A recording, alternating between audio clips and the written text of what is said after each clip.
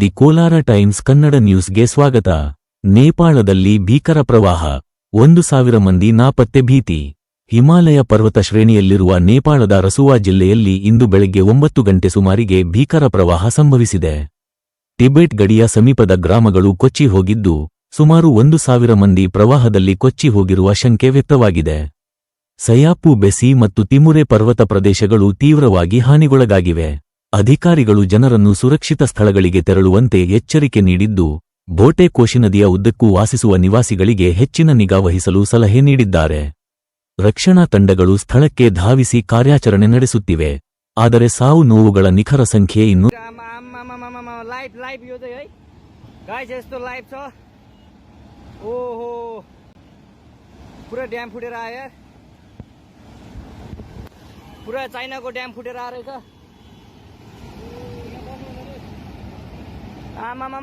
ल यहाँ हामीले अब ओहो यार यो पुरै ड्याम फुटेर आएको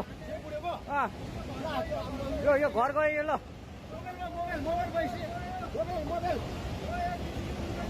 ल ट्युसुली बजारै गयो यार। ल गयो यार। ओ ए सिलास यता आऊ यता